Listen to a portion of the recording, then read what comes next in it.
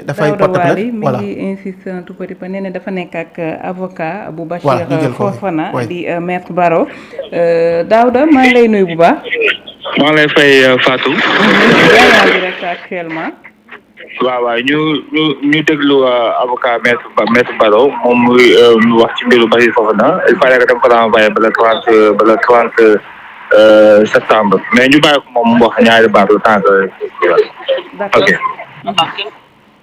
Il y a de fortes sommes d'argent en jeu. Vous savez, en matière d'escroquerie ou d'abus de confiance, on a tendance à proroger des délibérés. Car le problème, c'est que la personne bénéficiaire de ces décisions, la partie civile, elle pourrait être confrontée au problème de délivrance du jugement. Et pour l'exécuter, tant qu'on n'a pas le jugement, on ne pourra pas exécuter. Et pour ça, il faut la signature du greffier. Mais pour certaines infractions, d'offres de cession de drogue ou de diffamation, diffusion de fausses nouvelles, on ne voit pas l'utilité ou l'opportunité, la nécessité de proroger ces délibérés. Si ce n'est, à notre humble avis, encore une fois, une manière de garder en prison arbitrairement, parce que cette détention devient aujourd'hui arbitraire. Vous savez, il y a de ces secteurs-là, c'est sacré. La justice, la médecine, la santé. Même si quelques personnes mécontentes sont en grève, c'est normal parce que les droits doivent être sauvegardés. Mais aussi, il y a aucun inconvénient. Il faut qu'il y ait un service minimum pour la liberté et pour la santé. Ce qui n'est pas le cas aujourd'hui. Car aujourd'hui, les prisons sont en train encore de se remplir. Jusqu'à quand? Dernièrement, je l'ai souligné. Il a été déclaré 72 heures de grève. Qui nous dit que cette grève ne va pas encore durer? Justement, il faut encore une fois que les pouvoirs publics, l'autorité politique publique prennent toutes les dispositions nécessaires à la sauvegarde des libertés publiques et individuelles. Qu'en est-il exactement de cette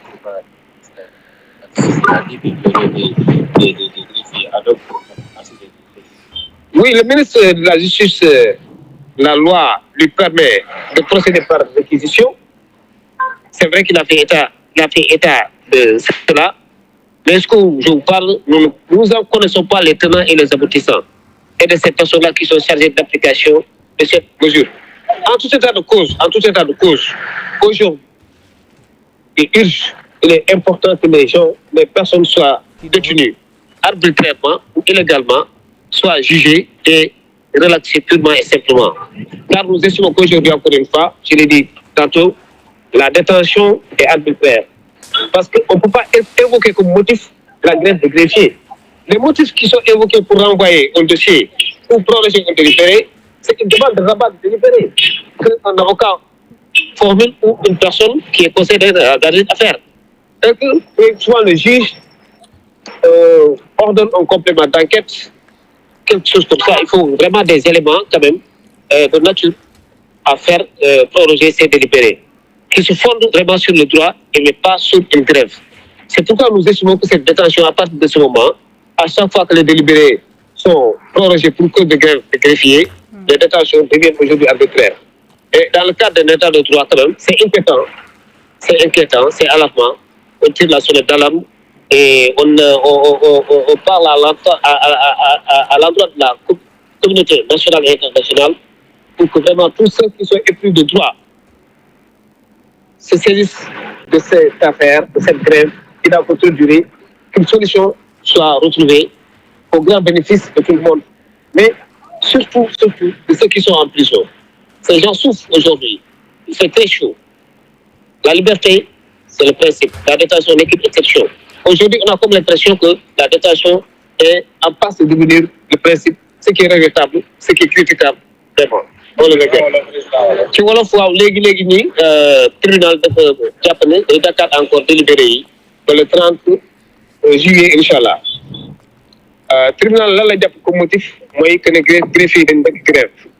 ñun nag jàpp nañu dañ jàpp que ne dans le cadre d'un état de droit loolu warul nekk benn motif parce que bu amee rek détention bi day nekk arbitraire délibéré mën nañ ko proroger bu fekkente ni benn avocat laaj na ko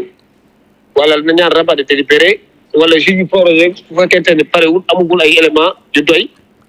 mu seetu yenn éléments yi pour proroger ko mais grève greffier vraiment warul nekk cause boo xamante ni dañu propose délibéré d'autant plus que am na ay affaires yoo xamante ni tey vidé nañ délibéré yi affaire de drogue ak yenn affaires yi yëpp dañ leen atte tey pourquoi pas ñu atte dossiers yi parce que c'est des décisions politiques ou bien on est en droit de se poser cette question mais toujours est-il que aujourd'hui vraiment mënoon nañu vidé seen délibéré comme ni ñu vidé yeneen délibéré yoo xamante ni am na question la parce que wax naa leen sànq su fekkee dafa amoon benn affaire boo xamante ni dafa opposé ñaari particulier kenn ki yoroon kii xaalis bu boobaa mën nañu comprendre les gars yi prorogé délibéré pour permettre à ce que greffier bi signé nit ki mën ko jox huissier bi exécuté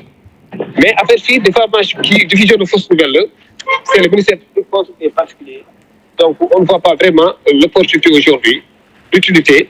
et la pertinence de proroger ces délibérés ñu ngi koy rafetlu wuñ ko rafetlu wuñ ko parce que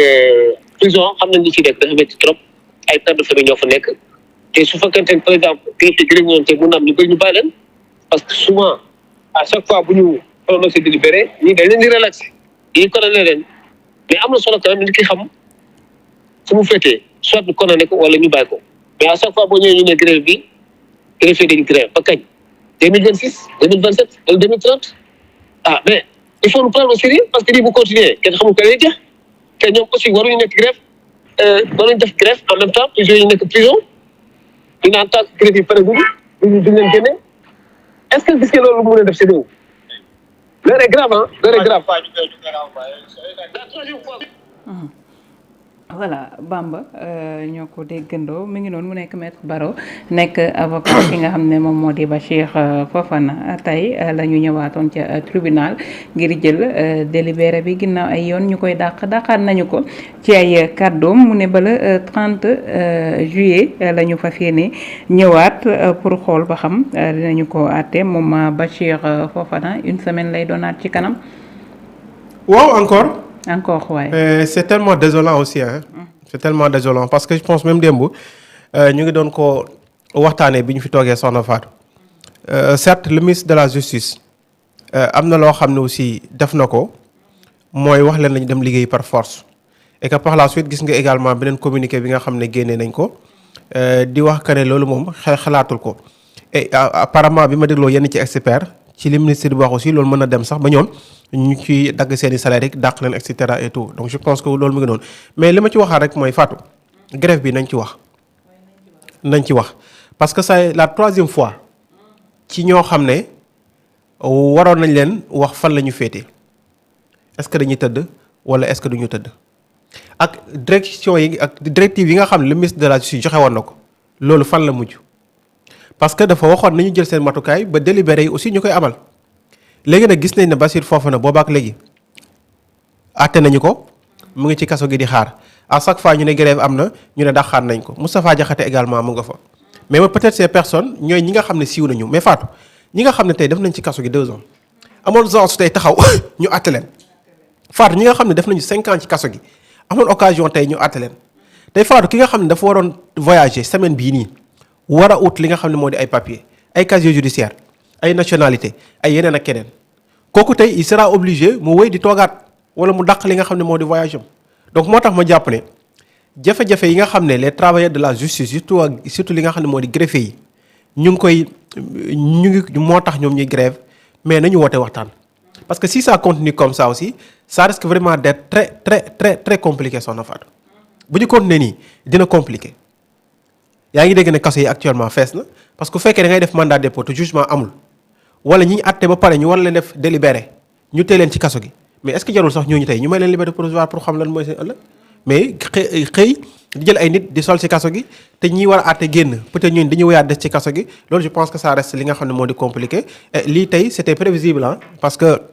keroog dimanche bi ma fi toogee ma gis ne kat am na beneen note de préavis de grève boo xam ne annoncé nañ ko je me suis dit attends soo moytuwul aussi le cas de Bachir Fofana et de Moustapha Diakhaté dinañu ko dàqaat et je pense que c'est le même cas tey les avocats li ñu wax aussi am nañ ci dëgg parce que nit ki aussi quelque part parce que lan moo ñu wax ne tey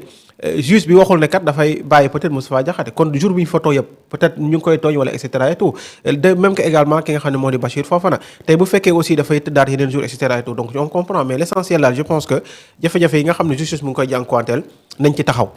nañ leen woo ci waxtaan parce que xam nga droit de syndiquer maa ngi koy wax démb c'est prévu par nos textes Fatou droit de syndiquer c'est prévu par nos textes mais parfois wax naa la démb fii ne nit di nga ne ci mbir ba fa yow sax yaay mujj doon koo xam ne yaay tooñ te actuellement li ñu nekk teg askan bi nag métti na dëgg la li ñu wax ñoom bokk na ci li nga xam ne bëgg nañ ko tontu bi leen ministre bi tontu dégg nañu ko mais yaa xayti ni ñu continuer les discussions pourquoi pas sax ñu ne tey dañuy takk bracelet pourquoi pas ñu ne tey dañuy takk ay morceaux rouges pourquoi pas ñu ne tey kat ñun dinañ def sitting nangam mais terewul que liggéey bi les services minimum wala yi nga xam ne aussi tey mooy délibéré yi dinañ ko amal te nag ci nguuru président Macky Sall je pense que jotoon nañu réquisitionner même les gendarmes et tout pour que ñu daal di def les délibérés et tout pourquoi pas ne pas le faire justement ci par rapport ak li nga xam ne moo di bile cas loolu moom yaakaar naa ci li ñu war a mën a taxaw la en tout cas c'est tellement malheureux. oui ñu ñëwaat tey renvoyer ay dossier wax ne grève bi moo tax. oui loolu lu ma xaw a jaaxal la Fatou parce que bu fekkee ne ministre dafa wax ne nañu dem liggéeyi force démb ñu déglu également ñoom ayaboon génn am loo xam ne aussi wax nañ ko pour contrer pour dire que ministre bi li mu wax noonu du waxu li nga xam ne moo di waxu kilifa et cetera mais tey on espérait que ne kat dénouement dina am on espérait que ne kat tey solution dina am que Moustapha Diakhaté que Bachir Fofana mu di benn X wala benn Y wala benn inconnu dina xam tey quel sera son sort mais ils seront tous obligés à ce que tey ñuy wéy des ci li nga xam ne moo di kaso gi et loolu c'est tellement li nga xam ne moo di malheureux maintenant il faudra quand même ñu régler cette situation xool naka lañ ci toogee autour d'un table et que keroog gis naa le premier ministre mu recevoir waa Sonatel mais na recevoir aussi les greffiers bu ko defee ñoom ñu xool naka la ñu vraiment gérer cette situation wala bu fekkee nii la nar a demee prochaine li nga xam ne moo di semaine bi di ñëw mais bu ko laajee nañu jël ay nit teg leen fu ñu def liggéey ba wala ñu ne képp ku liggéeyul dinañ jël des sanctions sévères teg ko ci sa ndodd donc je pense que daal pour man il faudrait que ñu jël li nga xam ne moo di ay sanctions parce que nag mbir mi ngi commencé di métti Sénégalais lambda yi tey wax naa la ñu bëri ñu waroon am kayit duñu ko am